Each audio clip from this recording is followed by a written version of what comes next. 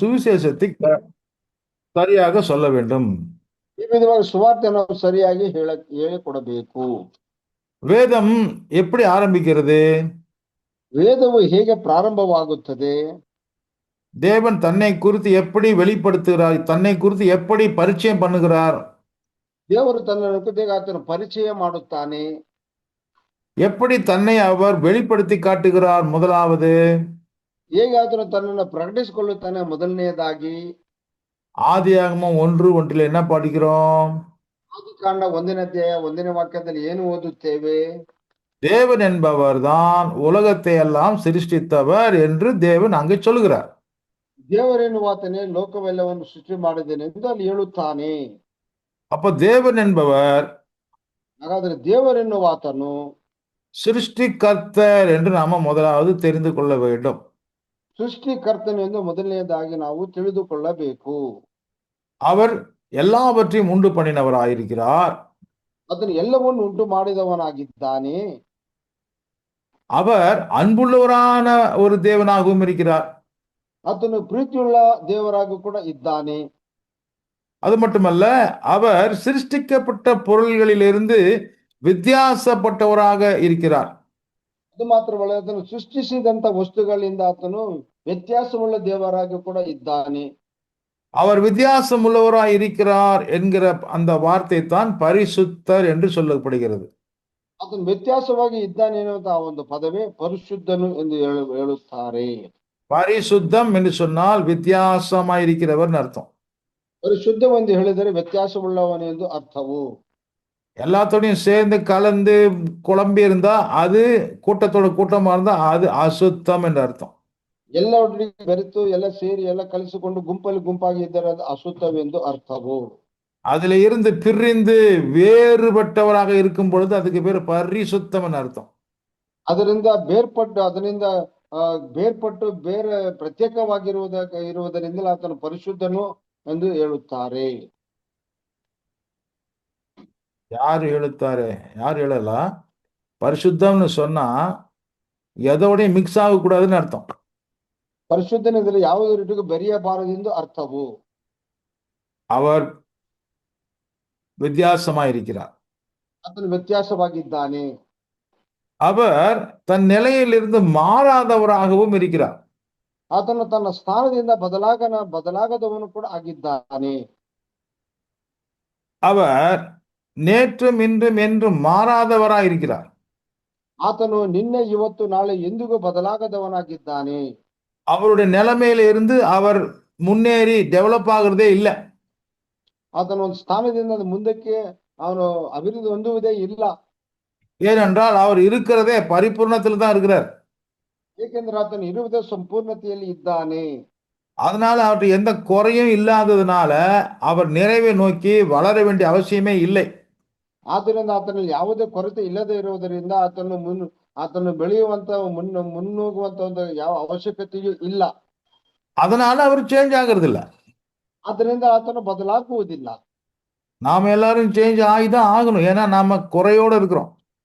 ನಾವು ಎಲ್ಲರೂ ಬದಲಾವಣೆ ಆಗಲೇಬೇಕು, ಏಕೆಂದ್ರೆ ನಾವು ಕೊರತೆಯುಳ್ಳವರಾಗಿದ್ದೇವೆ. தேவன் அப்படி வளர வேண்டிய அவசியமே இல்லை. ದೇವರು ಅವಿಧವಾಗಿ ಬೆಳೆಯುವಂತ ಅವಶ್ಯಕತೆಯೇ ಇಲ್ಲ. அவர் மாறாதவர். ಆತನು ಮಾರ್ಪಡದವನು. அத இங்கிலீஷ்ல சொன்னா God is immutable, unchanging God. அவர் மாறாத தன்மையுள்ளவராய் இருக்கிறார். ಆತನು ಮಾರ್ಪಡದತ್ವದಲ್ಲಿ ಇದ್ದಾನೆ. அவர் God is holy. He is not mixed with anything else. அவர் எதோடும் கூட சேர்ந்து கலந்து உருவானவர் அல்ல. அவர் தனிப்பட்டவராக வித்தியாசமாய் இருக்கின்றார். ಯಾವುದರಲ್ಲಿ ಸೇರಿ ಬೆರೆತವನಲ್ಲ, ಆತನು ಪ್ರತ್ಯೇಕವಾಗಿ ವ್ಯತ್ಯಾಸವುಳ್ಳವನಾಗಿ ಇದ್ದಾನೆ. அவர் அன்பின் சொரூபியாக இருக்கின்றார். He is the full of love, loving God. ಆತನು ಪರಿಪೂರ್ಣ ಪ್ರೀತಿ ಸ್ವರೂಪನಾಗಿದ್ದಾನೆ. அவராலே தான் எல்லாமே படைக்கப்பட்டது. He is the creator God. ಆತನಿಂದ ಎಲ್ಲವೂ ಸೃಷ್ಟಿಸಲ್ಪಟ್ಟಿತು. அவரே எல்லாவற்றையும் சிருஷ்டிக்கிறவராயிருக்கிறார். ಆತನು ಎಲ್ಲವನ್ನು ಸೃಷ್ಟಿ ಮಾಡುವಾತನಾಗಿದ್ದಾನೆ. God is omniscient God. அவர் எல்லாம் அறிந்த ஞானியாய், சர்வ ஞானியாய் இருக்கிறார். ಆತನು ಎಲ್ಲವನ್ನು ಅರಿತಂತ ಸರ್ವಜ್ಞಾನಿಯಾಗಿ ಇದ್ದಾನೆ. அவருக்கு தெரியாத விஷயம், புரியாத விஷயம், அவர் கண்ணுக்கு புலப்படாத விஷயம் ஒண்ணுமே கிடையாது. ಆತನಿಗೆ ತಿಳಿಯದೆ ಅರಿಯದ ಆತನಿಗೆ ಕಾಣದ ಕಣ್ಣಿಗೆ ಕಾಣದ ವಿಷಯಗಳು ಯಾವುದೂ ಇಲ್ಲ. சின்ன விஷயமா இருந்தாலும் அவருக்கு தெரியும், பெரிய விஷயமா இருந்தாலும் தெரியும். ಒಂದು ಚಿಕ್ಕ ವಿಷಯವಾದರೂ ಆತನಿಗೆ ಗೊತ್ತುಂಟು, ದೊಡ್ಡ ವಿಷಯವಾದರೂ ಆತನಿಗೆ ಗೊತ್ತುಂಟು. God is all knowing God. He knows even micro things and also macro things. Nothing is unseen before him. எல்லாம் அவர் அறிந்தவராயிருக்கின்றார். ಎಲ್ಲವನ್ನು ಸರ್ವವನ್ನು ಆತನು ಅರಿತವನಾಗಿದ್ದಾನೆ. God is also omnipotent. அவர் சர்வத்தையும் செய்ய நினைத்ததெல்லாம் செய்து முடிக்கிறவராய் வல்லமையுள்ள சர்வ வல்லவராய் இருக்கிறார். ಆತನು ಎಲ್ಲವನ್ನು ಮಾಡಿ ಮುಗಿಸುವಂತ ಸರ್ವಶಕ್ತನಾಗಿದ್ದಾನೆ. அவரால செய்ய முடியாத காரியம் என்று ஒன்றுமே இல்லை.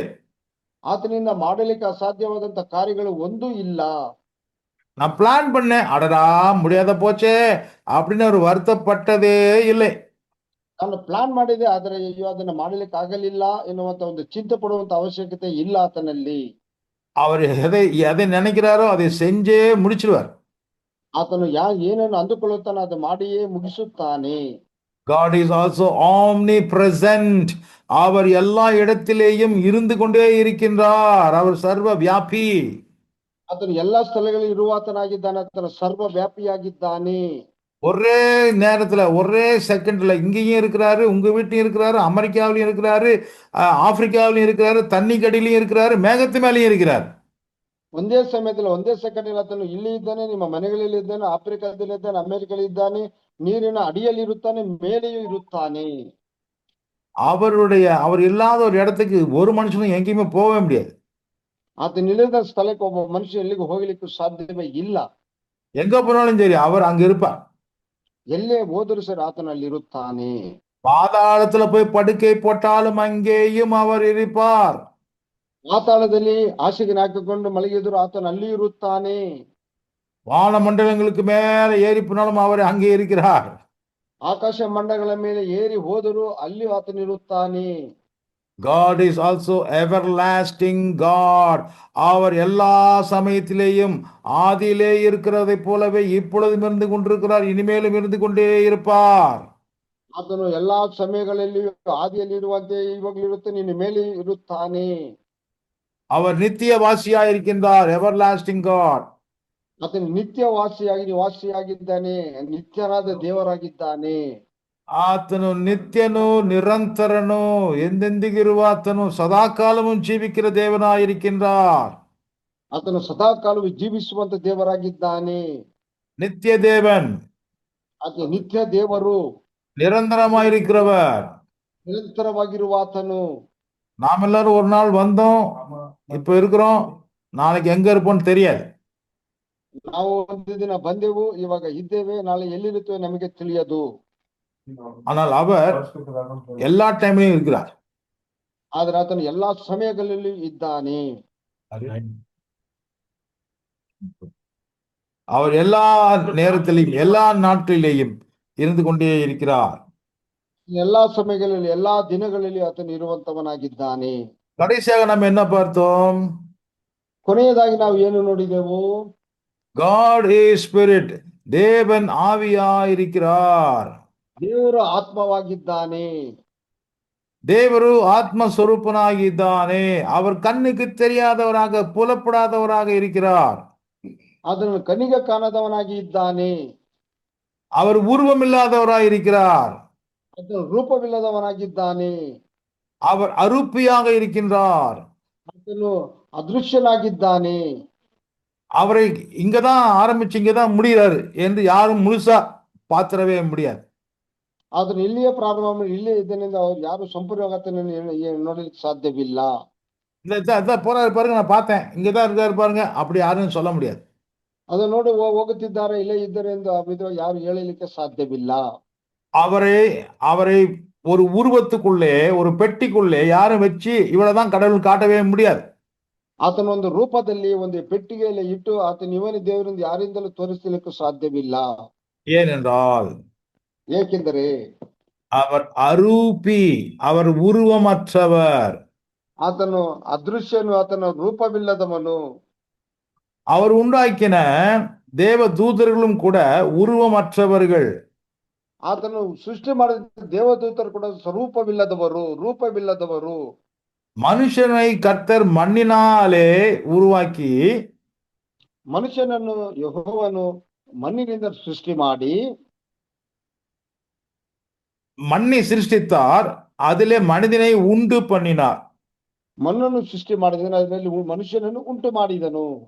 அப்படி மனிதனாக ஒரு உருவத்தை செய்து, மண்ணினாலே உருவத்தை செய்து தன்னுடைய ஆவியை அவனுக்குள்ளே அந்த மண்ணுக்குள்ளே ஊதினார். அவன் அவன் ஜீவிக்கிற ஒரு ஆவியாய் மாறினான்.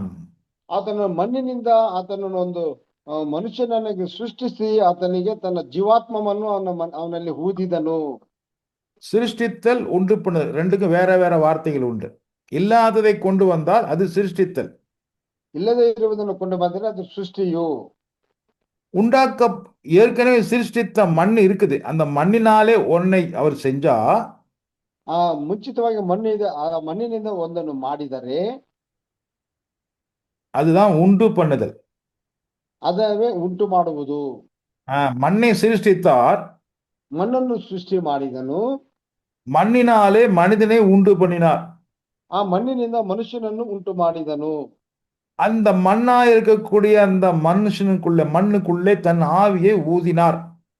ಆ ಮಣ್ಣಾಗಿರುವಂತಹ ಮನುಷ್ಯನಲ್ಲಿ, ಆ ಮಣ್ಣಿನಲ್ಲಿ ತನ್ನ ಆತ್ಮವನ್ನು ಊದಿದನು. ஏனென்றால் தேவனே ஒரு ஆவியாகத்தான் இருக்கிறார்.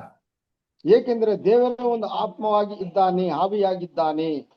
அந்த ஆத்மದಿಂದಲೇ ಮನುಷ್ಯನು ಬದುಕುವ ಪ್ರಾಣಿಯಾದನು. அவர் ஆவியாய் ஆத்மனாக இருப்பதರಿಂದ, அவர் ஆவியாக இருப்பதனாலதான் ಆತನು ಆತ್ಮವಾಗಿ ಇರುವುದರಿಂದಲೇ மண்ணுக்குள்ளே ஆவி உண்டானது.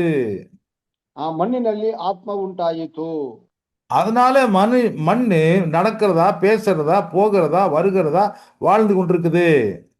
ಆದ್ರಿಂದ ಮಣ್ಣು ಮಾತನಾಡುತ್ತಿದೆ, ನೋಡುತ್ತಿದೆ, ನಡೆಯುತ್ತಿದೆ, ಬಾಳುತ್ತಿದೆ. ஓகே, இதெல்லாம் இப்ப நம்ம இது வரைக்கும் நம்ம என்ன பார்த்தோம்? ಇದುವರೆಗೂ ನಾವು ಏನು ನೋಡಿದೆವು?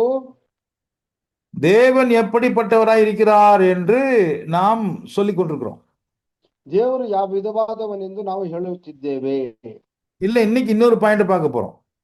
ಇದರ ಮತ್ತೊಂದು ಅಂಶವನ್ನು ನಾವು ನೋಡಲಿದ್ದೇವೆ. தேவனுக்கு ஆழ்தன்மை உண்டு. ದೇವನಿಗೆ ಮನುಷ್ಯತ್ವವು ಉಂಟು. இல்ல இல்ல இல்ல, நான் சொன்னது மனுஷத்தன்மை பத்தி நான் சொல்லல. ஆழ்தன்மை, ವ್ಯಕ್ತಿತ್ವ. ವ್ಯಕ್ತಿತ್ವ ಉಳ್ಳಾತನು ಮನುಷ್ಯ, ದೇವರು ವ್ಯಕ್ತಿತ್ವ ಉಳ್ಳಾತನು. தேவனுக்கு ವ್ಯಕ್ತಿತ್வம் இருக்குது. ದೇವರಿಗೆ ವ್ಯಕ್ತಿತ್ವ ಉಂಟು. ஓகே, இப்போ கரண்ட் இருக்குது, கரண்ட் இல்ல அப்படி சொல்லலாம் இல்லையா? ಇವಾಗ ಕರೆಂಟ್ ಇದೆ, ಕರೆಂಟ್ ಇಲ್ಲ ಎಂದು ಹೇಳಬಹುದಲ್ಲವೇ? சரி, காத்து வருது, காத்து போகுதுன்னு சொல்லலாம். ಗಾಳಿ ಬರುತ್ತಿದೆ, ಗಾಳಿ ಬೀಸುತ್ತಿದೆ, ಗಾಳಿ ಹೋಗುತ್ತಿದೆ ಎಂದು ಹೇಳಬಹುದು. இப்போ ஃபேன் இருக்குது அப்படின்னு சொல்லலாம். ಫ್ಯಾನ್ ಇದೆ ಎಂದು ಹೇಳಬಹುದು. அந்த மாதிரி தேவன் இருக்காருன்னு சொல்லலாமா? ಆ ವಿಧವಾಗಿ ದೇವರು ಇದ್ದಾನೆ ಎಂದು ಹೇಳಬಹುದೇ? என்ன சொல்றீங்க நீங்க? நீங்க என்ன நினைக்கிறீங்க? ನೀವೇನೆಂದುಕೊಳ್ಳುತ್ತೀರಿ? நீங்க தானே பாஸ்டர் சொன்னீங்க கர்த்தருக்கு உருவம் இல்லை, தேவனுக்கு உருவம் இல்லைன்னு சொன்னீங்க. ನೀವೇ ತಾನೇ ಪಾಸ್ಟರ್ ಹೇಳಿದ್ರೆ ದೇವರಿಗೆ ರೂಪವಿಲ್ಲವೆಂದು. அப்ப கரண்ட்டுக்கு கூட தான் அப்படி சொல்லலாம், ಕರೆಂಟಿಗೆ ಕೂಡ ಆ ವಿಧವಾಗಿ ಹೇಳಬಹುದು, தண்ணிக்கு கூட சொல்லலாம், ನೀರಿಗೂ ಕೂಡ ಆ ವಿಧವಾಗಿ ಹೇಳಬಹುದು, ஃபேனுக்கு சொல்லலாம், ಫ್ಯಾನಿಗೆ ಹೇಳಬಹುದು, பல்புக்கு சொல்லலாம். ಬಲ್ಪಿಗೆ ಹೇಳಬಹುದು. ஆனா ವ್ಯಕ್ತಿತ್ವ அந்த பல்புக்கு இல்ல, அந்த ஃபேனுக்கு இல்ல, அந்த கரண்ட்டுக்கு இல்ல, அந்த காத்துக்கு இல்ல, அந்த தண்ணிக்கு இல்ல. ಆ ವ್ಯಕ್ತಿತ್ವವು ಆ ಕರೆಂಟ್ಗೆ ಇಲ್ಲ, ಆ ಗಾಳಿಗಿಲ್ಲ, ಆ ನೀರಿಗಿಲ್ಲ, ಆ ಒಂದು ಗಾಳಿಗೂ ಇಲ್ಲ. ವ್ಯಕ್ತಿತ್ವನ என்ன? ವ್ಯಕ್ತಿತ್ವವೆಂದರೆ ಏನು? ஆழ்தன்மைனா என்ன? ವ್ಯಕ್ತಿತ್ವ ಎಂದರೆ ಏನು? நான் திருப்பி சொன்னாலும் அதே தான் சொல்லி ஆகணும், வேற வழி இல்லை. ஆழ்தன்மை என்பது ஒரு நபரனுடைய எண்ணங்கள், உணர்வுகள், நடத்தைகள். நானே சொல்றேன் கನ್ನಡ. ವ್ಯಕ್ತಿತ್ವವೆಂದರೆ ಅವನ ಒಂದು ಅನುಭವ, ಸ್ಪರ್ಶವು. ಒಬ್ಬ ವ್ಯಕ್ತಿಯ ವ್ಯಕ್ತಿತ್ವ ಎಂದರೆ ಒಬ್ಬ ವ್ಯಕ್ತಿಯ ಆಲೋಚನೆಗಳು, ಭಾವನೆಗಳು ಮತ್ತೆ நடவடிக்கைಗಳು. திருப்பி சொல்லுங்க. ஆலோசனையு ಭಾವನೆಯು ನಡವಳಿಕೆಗಳು. ஃபுல்லா சொல்லணும். ஒரு ಒಬ್ಬ ஒரு ವ್ಯಕ್ತಿ நபர் ஒரு நபரினுடைய ಒಬ್ಬ ಒಬ್ಬ ವ್ಯಕ್ತಿಯ ಆಲೋಚನೆಗಳು, ಒಬ್ಬ ವ್ಯಕ್ತಿಯ ಆಲೋಚನೆಗಳು, ಒಬ್ಬ ವ್ಯಕ್ತಿಯ ಭಾವನೆಯು, ಒಬ್ಬ ವ್ಯಕ್ತಿಯ ನಡವಳಿಕೆಯು. ஆ, அப்போ கரண்ட்டுக்கு இருக்குதா? ಹಾಗಾದ್ರೆ ಕರೆಂಟ್ ಇದೆಯಾ? கரண்ட்டுக்கு ஃபீலிங் இருக்குதா? ಕರೆಂಟ್ಗೆ ಒಂದು ಫೀಲಿಂಗ್ ಇದೆಯಾ? ಭಾವನೆಗಳು இருக்குதா அதுக்கு? ಭಾವನೆ ಇದೆಯಾ ಅದಕ್ಕೆ? ஆலோசனைகள் இருக்குதா அதுக்கு? ಅದಕ್ಕೆ ಆಲೋಚನೆಗಳಿರುತ್ತದಾ? ಇಲ್ಲ. இருக்குதா? ಇಲ್ಲ. தானா அது வருமா? இப்ப நான் இங்க உட்காந்துருக்கேன், இருட்டாகி போச்சு, ஐயோ இந்த மனுஷன் உட்காந்துட்டு இருக்கிறானே, நாம கொஞ்சம் லைட்டை ஆன் பண்ணிக்கலாம், தானா ஆன் ஆகுதா? ಅದು ತಾನಾಗೆ ಆನ್ ಆಗುತ್ತದ? ಅಯ್ಯೋ ಈ ಮನುಷ್ಯನಲ್ಲಿ ಕತ್ತಲಲ್ಲಿ ಕುಳಿತಿದ್ದಾನಲ್ಲ ಎಂದು ಅದು ಅಂದುಕೊಂಡು ತಾನಾಗೆ ಅದು ಬಂದು ಉರಿಯುತ್ತದಾ? இல்ல. அப்படின்னா அது ಹಾಗಾದರೆ யாராவது ஒருத்தர் சுவிட்ச் போட்டாதான் அது வேலை செய்யலன்னா இல்ல. ಅದು ಯಾರಾದ್ರೂ ಚುಚ್ಚಿ ಹಾಕಿದ್ರೆ ಕೆಲಸ ಮಾಡುತ್ತದೆ, ಇಲ್ಲವಾದರೆ ಇಲ್ಲ. ஏன்? ಏಕೆ? அதுக்கு ஆழ்தன்மை இல்லை. ಅದಕ್ಕೆ ವ್ಯಕ್ತಿತ್ವವೂ ಇಲ್ಲ. இப்ப புரியுதா? ಇವಾಗ ಅರ್ಥವಾಗ್ತಿದ್ಯಾ? இப்ப தேவன் எப்படிப்பட்டவராய் இருக்கிறார் என்றால், ಇವಾಗ ದೇವರು ಯಾವ ವಿಧವಾದವನಾಗಿದ್ದಾನೆಂದರೆ, ಒಕ್ಕಲ್ಲ, ದೇವರು ಹೇಗಿದ್ದಾನೆ ಎಂದರೆ, தேவன் எப்படிப்பட்டவர் என்றால், ದೇವರು ಯಾವ ವಿಧವಾದವನೆಂದರೆ, அவர் தானாகவே சிந்திக்கிறவராக, யோசிக்கிறவராக, உணர்கிறவராக, நடக்கிறவராக இருக்கிறார். ಆತನು ತಾನಾಗೆ ಯೋಚನೆ ಮಾಡುವವನಾಗಿ, ನಡೆಯುವವನಾಗಿ, ಯೋಚಿಸುವವನಾಗಿ ಇದ್ದಾನೆ.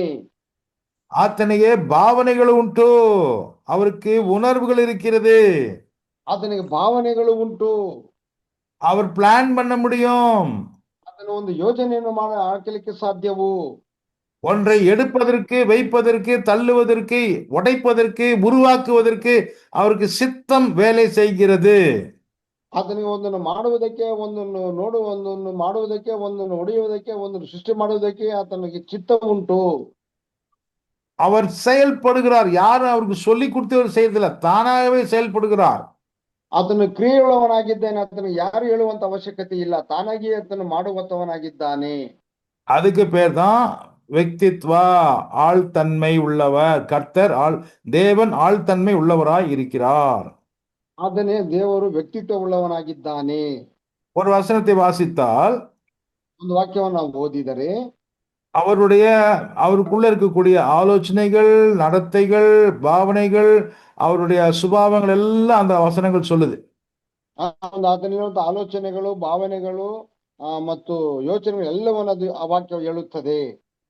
விமோசனை காண்ட 34 அதிகாரம், யாத்திரா 34, ನಿರ್ಗಮಕಾಂಡ 34ನೇ ವಾಕ್ಯ, வசனங்கள் 6, 7 வசனங்களை வாசிப்போம். 34, 6, 7. ಯೆಹೋವನು ಮೋಶೆ ಎದುರಾಗಿ ಹೋಗುತ್ತಾ ಪ್ರಕಟವಾಗಿ ಹೇಳಿದ್ದೇನೆಂದರೆ, ಯೆಹೋವ ಕನಿಕರವೂ ದಯೆಯೂ ಉಳ್ಳ ದೇವರು, ದೀರ್ಘಶಾಂತನು, ಪ್ರೀತಿ ನಂಬಿಕೆಯೂ ಉಳ್ಳವನು. ಆಮೆನ್. 7ನೇ ವಾಕ್ಯ ಓದುವುದು.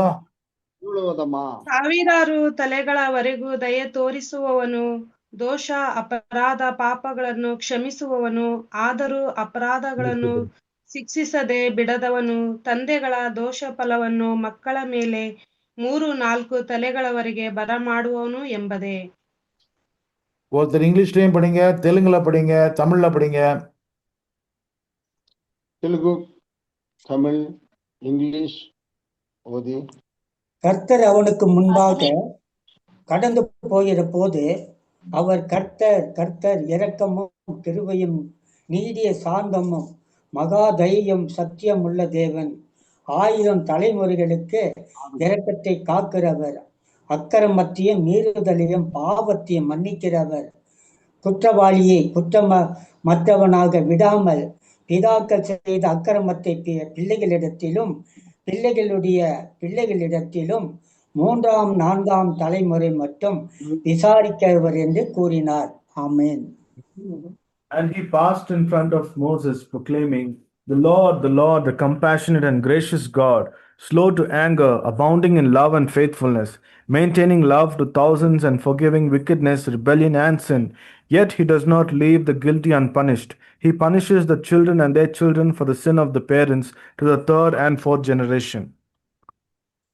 తెలుగులో ஒருத்தர் వాసిக்கலாம். అతని ఎదుట యెహోవా అతన్ని దాటి వెళ్ళుచు, యెహోవా కనికరము దయ దీర్ఘశాంతము విస్తారమైన కృపా సత్యము గల దేవుడైన యెహోవా, ఆయన వేలాది మందికి కృపను చూపుచు దోషమును అపరాధములను పాపమును క్షమించును గాక.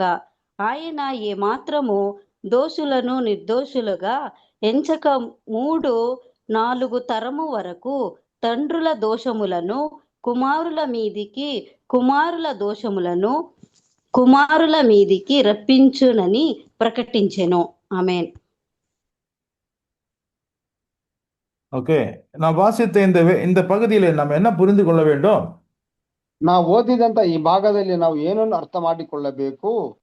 கர்த்தர்னா ஏதோ ஒரு சக்தி ஜடத்தை போல சும்மா அப்படியே இருக்குங்கிற மாதிரி இல்ல அவரு. ಯೆಹೋವನೆಂದರೆ ஏதோ ಒಂದು ಜಡ ವಸ್ತುವೋ ಒಂದು ಸುಮ್ಮನೆ ಇರುವಾತನಾಗಿ ಆತನು ಇಲ್ಲ. அவர் இரக்கத்தை காட்டுகிறவராயிருக்கிறார், கிருபையுள்ளவராயிருக்கிறார், நீடிய சாந்தமுள்ளவராயிருக்கிறார், மகா தயையுள்ளவராயிருக்கிறார், சத்தியம் உள்ளவராயிருக்கிறார். ಆತನು ಕನಿಕರವು ದಯೆಯು ಉಳ್ಳ ದೇವರು, ದೀರ್ಘಶಾಂತನು, ಪ್ರೀತಿಯು ನಂಬಿಕೆಯು ಉಳ್ಳವನು. தன்னுடைய இரக்கத்தை கொடுத்துட்டு மைண்ட் சேஞ்ச் ஆகுறதில்ல, அதை காத்து கொள்வராயிருக்கிறார். ತನ್ನ ಕರುಣೆಯನ್ನು ಕೊಟ್ಟು ತನ್ನ ಮನಸ್ಸನ್ನು ಬದಲಾಯಿಸಿಕೊಳ್ಳುವವನಲ್ಲ, ಅದನ್ನು ಕಾಪಾಡುವಾತನಾಗಿದ್ದಾನೆ. மன்னிக்கிற தேவனாயிருக்கிறார், ಕ್ಷಮಿಸುವಂತ ದೇವರಾಗಿದ್ದಾನೆ. மனம் திரும்பாதவர்களை அவர் விசாரித்து நீதியை சரி கட்டுகிறவராகவும் இருக்கிறார். ಕ್ಷಮಿಸದವರನ್ನು ಆತನು ವಿಚಾರಿಸಿ மனம் திரும்பாதவர்களை ಮನ ತಿರುಗದವರನ್ನು அவர் விசாரிப்பார், விட்டுற மாட்டாரு. ಆತನು ವಿಚಾರಿಸುತ್ತಾನೆ, ಬಿಡುವುದಿಲ್ಲ. கண்டிப்பா விடவே மாட்டார், ஒருத்தனையும் விட மாட்டார்.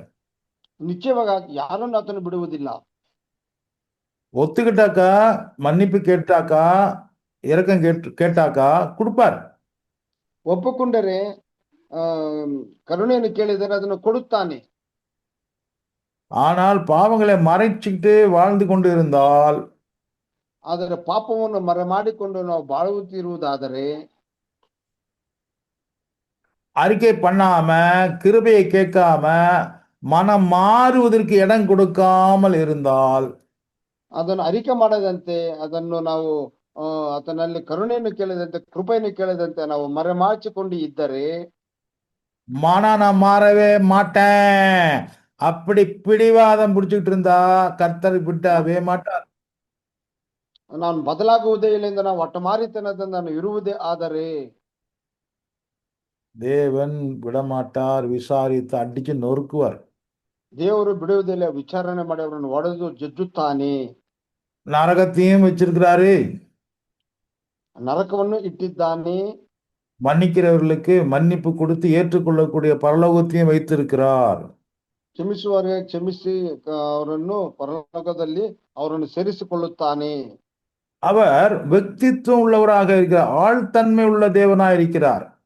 ಆತನು ವ್ಯಕ್ತಿತ್ವವುಳ್ಳವನಾಗಿದ್ದಾನೆ. அது ஏதோ ஒரு பொருள் மாதிரி, ஒரு ஜடத்தை போல, ஏதோ ஒரு ஃபோர்ஸ், ஏதோ ஒரு காத்து, ஏதோ ஒரு சக்தி, அப்படி இல்லை அவரு. ಅದು ಯಾವುದೋ ಒಂದು ವಸ್ತು, ಒಂದು ಜಡ ವಸ್ತುವು, ಯಾವುದೋ ಒಂದು ಗಾಳಿ, ಯಾವುದೋ ಒಂದು ನೀರು, ಆ ವಿಧವಾಗಿ ಆತನು ಇಲ್ಲ.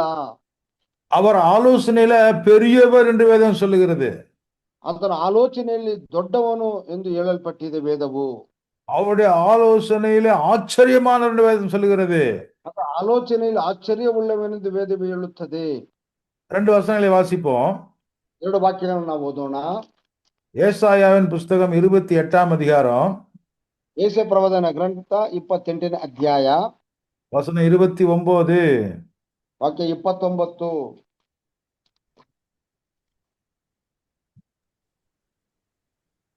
ವಿವೇಕವು ಸಹ ಅತಿಶಯ ಆಲೋಚನಾ ಪರನು ಸುಜ್ಞಾನ ಶ್ರೇಷ್ಠನೂ ಆಗಿರುವ ಸೇನಾಧೀಶ್ವರನಾದ ಯೆಹೋವನಿಂದಲೇ ಉಂಟಾಗುತ್ತದೆ.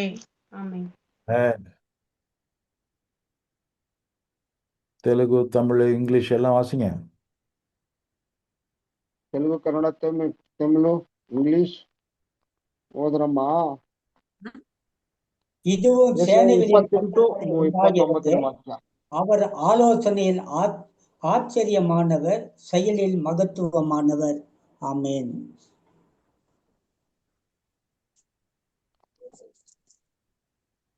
ಅದೇವಲ್ಲಮ್ಮ 28, 29ನೇ వాక్య ಯೆಶಾಯ ప్రవచన గ్రంథ ఓదు. సైన్యములకు అధిపతియగు యెహోవా చేత దాన్ని నెరవేర్చుకొందురు. ఆశ్చర్యమైన ఆలోచన శక్తియు అధిక బుద్ధియు అనుగ్రహించువాడు ఆయనే. ఆమేన్.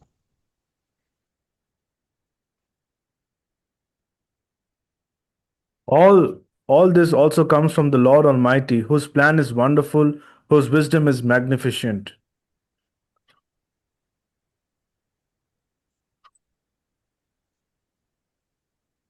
அவர் wonderfully he plans.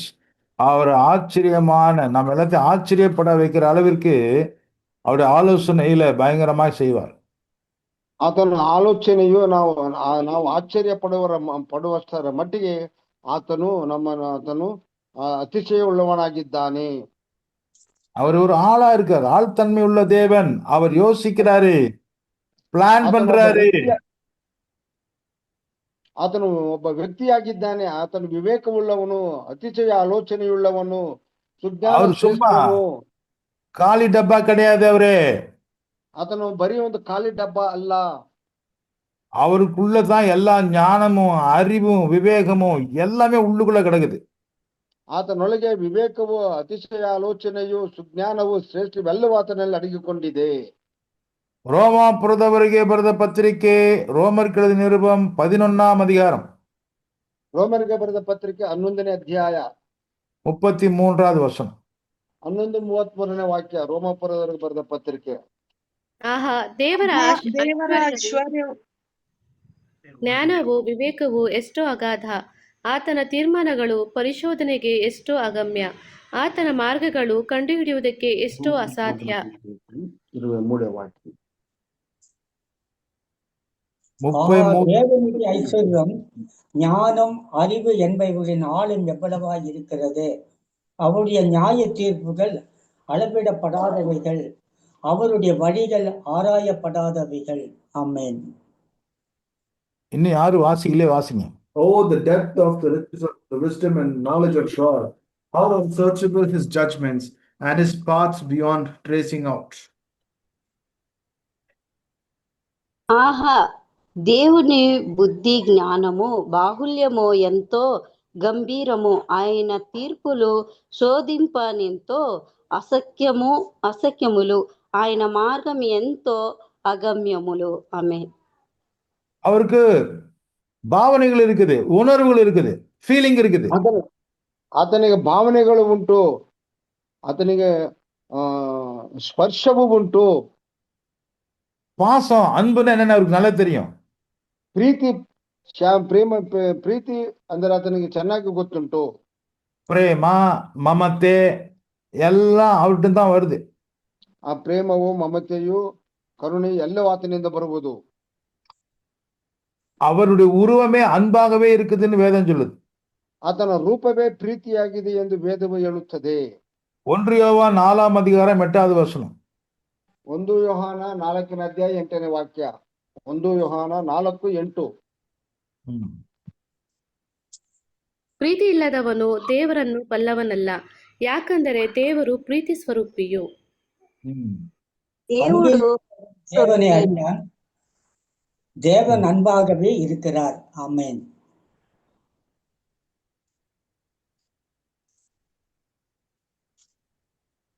దేవుడు ప్రేమ స్వరూపి ప్రేమ లేనివాడు దేవుని ఎరుగడు. ఆమేన్. Dear friends, let us love one another, for love comes from God. Everyone who loves has been born of God and knows God. Whoever does not love does not know God, because God is love. தேவன் அன்பாகவே இருக்கிறார். தேவன் இரக்கம் காட்டுகிறவராகவும் இருக்கிறார். ದೇವರು ಪ್ರೀತಿಯುಳ್ಳವನಾಗಿದ್ದಾನೆ ಮತ್ತು ಕರುಣೆಯು ತೋರಿಸುವವನು ಆಗಿದ್ದಾನೆ. ஒருத்தர் மேல பரிதாபப்படுகிற குணம் அவர்கிட்ட இருக்குது. ಒಬ್ಬರ ಮೇಲೆ ಕರುಣೆ ಪಡುವಂತ ಒಂದು ಪ್ರೀತಿಸುವಂತ ಪರಿತಾಪ ಪಡುವಂತ ಒಂದು ಸ್ವಭಾವ ಆತನಲ್ಲಿದೆ. தன்னுடைய சித்தத்தை செய்கிற ஊழியக்காரன் மேல அவர் பரிதாபப்படுகிறார். ತನ್ನ ಚಿತ್ತವನ್ನು ಮಾಡುವಂತ ಆ ದಾಸರ ಮೇಲೆ ಆತನು ಕರುಣೆಯುಳ್ಳವನಾಗಿದ್ದಾನೆ. 135வது சங்கீதம் 135ನೇ ಕೀರ್ತನೆ 14வது வசனம். 135ನೇ ಕೀರ್ತನೆ 14ನೇ ವಾಕ್ಯ. 135:14. 135 ಅಸ್ವಸ್ಥನಾದವನನ್ನು ಸ್ನೇಹಿತನು ಅಣ್ಣನು ಎಂದು ಭಾವಿಸಿ ನಡೆದುಕೊಂಡೆನು. ತಾಯಿ ಸತ್ತದ್ದಕ್ಕಾಗಿ ದುಃಖಿಸುವವನಂತೆ ನಾನು ತಲೆಬಾಗಿ ಅಳುತ್ತಿದ್ದೆನು. ತಪ್ಪು 135 ನಿಜವಾಗಿ ಯೆಹೋವನು ಕೀರ್ತನೆ 14 ನಿಜವಾಗಿ ಯೆಹೋವನು ತನ್ನ ಪ್ರಜೆಯ ನ್ಯಾಯವನ್ನು ಸ್ಥಾಪಿಸುವನು, ತನ್ನ ಸೇವಕರನ್ನು ಕನಿಕರಿಸುವನು. 135:14. 135ನೇ ಕೀರ್ತನೆ 14ನೇ ವಾಕ್ಯ. கர்த்தர் தம்முடைய ஜனத்தின் நியாயத்தை விசாரித்து தம்முடைய ஊழியக்காரர் மேல் பரிதாபப்படுவார். ఆమేన్. యెహోవా తన ప్రజలకు న్యాయము తీర్చును, తన సేవకులను బట్టి ఆయన సంతాపమునందును. ఆమేన్. For the Lord will vindicate his people and have compassion on his servants. ஆமென். அதே நேரத்துல அவரு கல்லு சாமி இல்ல, அவருக்கு கோபம் வரும். ಅದೇ ಸಮಯದಲ್ಲಿ ಆತನು ಕಲ್ಲು ಸ್ವಾಮಿಯಲ್ಲ, ಆತನ ಕೋಪವೂ ಬರುತ್ತದೆ. சங்கீதம் 7 ಕೀರ್ತನೆ 7 வசனம் 11. ವಾಕ್ಯ 11. ಕೀರ್ತನೆ 7 11ನೇ ವಾಕ್ಯ. ದೇವರು ನ್ಯಾಯಕ್ಕೆ ಸರಿಯಾಗಿ ತೀರ್ಪು ಕೊಡುವವನು, ಯಾವಾಗಲೂ ದುಷ್ಟರ ವಿಷಯದಲ್ಲಿ ಕೋಪವುಳ್ಳವನು. God is a righteous judge, a God who displays his wrath every day. தேவன் நீதியுள்ள நியாயாதிபதி, அவர் நாள்தோறும் பாவியின் மேல் சிலங்கொள்ளுகிற தேவன். பாவம் செய்கிற போது அவருக்கு கோபம் வருகிறது. ಪಾಪ ಮಾಡುವಾಗ ಆತನಿಗೆ ಕೋಪ ಬರುತ್ತದೆ. அதே நேரத்துல தேவன் ரொம்ப நகைச்சுவை விரும்புகிற தேவன். நகைப்பாராம், சிரிப்பாராம், பரியாசம் கூட பண்ணுவாராம். ಅದೇ ಸಮಯದಲ್ಲಿ ದೇವರು ನಗುವಂತವನಾಗಿದ್ದಾನೆ, பரியாசம் கூட பண்ணுவாரு. ಗೇಲಿ ಕೂಡ ಮಾಡುತ್ತಾನೆ. வாசிங்க சங்கீதம் 2 ಕೀರ್ತನೆ 2 வசனம் 4. ವಾಕ್ಯ 4. ಪರಲೋಕದಲ್ಲಿ ಆಸೀನನಾಗಿರುವ ಆತನು ಅದಕ್ಕೆ ನಗುವನು, ಕರ್ತನು ಅವರನ್ನು ಪರಿಹಾಸ್ಯ ಮಾಡುವನು. பரலோகத்தில் வீட்டிருக்கிறவர் நகைப்பார், ஆண்டவர் அவர்களை இகழுவார். ఆమేన్. ఆకాశమందు అధిపతుడైన వాడు నవ్వుచున్నాడు, ప్రభువు వారిని చూచి అసహించుచున్నాడు. ఆమేన్. The one enthroned in heaven laughs. The one who is enthroned on heaven will laugh. The Lord scoffs at them. The Lord will scoff at the sinners who are fighting against God. பரலோகத்தில் இருக்கிற தேவனுக்கு சிரிப்பு வருது. ಪರಲೋಕದಲ್ಲಿರುವ ದೇವರಿಗೆ ನಗು ಬರುತ್ತದೆ. அவர் அவருடைய அதிகாரத்துக்கு யாரு அடங்காம இருக்கிறாங்களோ அவங்கள அவர் கேலி பண்ணுவாராம். ಆತನ ಅಧಿಕಾರಕ್ಕೆ ಯಾರು ಒಳಗಾಗುವುದಿಲ್ಲವೋ ಅವರನ್ನು ಆತನು ಪರಿಹಾಸ ಮಾಡುತ್ತಾನೆ, ಗೇಲಿ ಮಾಡುತ್ತಾನೆ. தேவன் உணர்வுகள் உள்ள தேவனாயிருக்கிறார். ದೇವರು ಭಾವನೆಗಳುಳ್ಳ ದೇವರಾಗಿದ್ದಾನೆ. அவருக்கு அறிவு இருக்கிறது, ஞானம் இருக்கிறது. ಆತನಿಗೆ ಜ್ಞಾನವಿರುವುದು, ಆತನಿಗೆ ಅರಿವು ಜ್ಞಾನ ಒಂದು ಬುದ್ಧಿ ಇದೆ. ಬುದ್ಧಿ ಇದೆ. அவர்கிட்ட அன்பு இருக்குது, இரக்கம் இருக்குது. ಆತನ ಪ್ರೀತಿ ಇದೆ, ಕರುಣೆ ಇದೆ. அவர் எதை செய்தாலும் பிளான் பண்ணி செய்கிறாரு. ಆತನು ಏನೇ ಮಾಡಿದರೆ ಒಂದು ಯೋಜನೆ ಹಾಕಿ ಅದನ್ನು ಮಾಡುತ್ತಾನೆ. அவர் ஒருவனை அழைக்கிறாரு, வித் பிளான் பண்ணி அழைக்கிறாரு. ಆತನೊಬ್ಬರನ್ನು ಕರೆಯುತ್ತಾನೆ, ಆತನ ಪ್ಲಾನ್ ಮಾಡಿ ಒಬ್ಬರನ್ನು ಕರೆಯುತ್ತಾನೆ. அந்த பிளான் படி அவனுக்கு ஒரு வாக்குத்தத்தத்தையும் கொடுக்கிறாரு. ಆ ಪ್ಲಾನ್ ಪ್ರಕಾರವಾಗಿ ಅವನಿಗೆ ಒಂದು ವಾಗ್ದಾನವನ್ನು ಕೂಡ ಕೊಡುತ್ತಾನೆ. அந்த வாக்குத்தத்தம் எல்லாம் அசாத்தியமானதாய் காணப்படுகிறது. ಆ ವಾಗ್ದಾನಗಳೆಲ್ಲವೂ ಅಸಾಧ್ಯವಾದದ್ದಾಗಿ ಕಾಣಲ್ಪಡುವುದು. ஆனாலும் தேவன் அதை நிறைவேற்றி முடித்தே விடுவார். ಆದರೂ ದೇವರು ಅದನ್ನು ನೆರವೇರಿಸಿ ಮುಗಿಸೇ ಬಿಡುವನು. இதைத்தான் நாம நம்ம அநேகருடைய வாழ்க்கையிலே பார்த்து கொண்டே இருக்கிறோம். ಇದನ್ನೇ ನಾವು ಅನೇಕರ ಜೀವನದಲ್ಲಿ ನೋಡುತ್ತಾ ಬಂದಿದ್ದೇವೆ. இதை குறித்து நம்ம வருகிற வாரத்திலே படிப்போம். ಇದನ್ನು ಕುರಿತು ಬರುವಂತ ವಾರದಲ್ಲಿ ನಾವು ಮುಂದುವರಿಸಿ ಧ್ಯಾನ ಮಾಡೋಣ. அவர் எப்படி பிளான் பண்றாரு, எப்படி அதை நிறைவேற்றி முடிக்கிறார். ಅದನ್ನು ಹೇಗೆ ಯೋಜನೆ ಮಾಡುತ್ತಾನೆ, ಅದನ್ನು ಹೇಗೆ ಅದನ್ನು ನೆರವೇರಿಸಿ ಮುಗಿಸುತ್ತಾನೆ. இதெல்லாம் நம்ம வருகிற அடுத்த புதன்கிழமை கர்த்தருக்கு சித்தமானால் படிப்போம். ಇದೆಲ್ಲವನ್ನು ಬರುವ ಬುಧವಾರದಲ್ಲಿ ದೇವರ ಚಿತ್ತವಿದ್ದರೆ ನಾವು ಇದನ್ನು ಧ್ಯಾನ ಮಾಡೋಣ.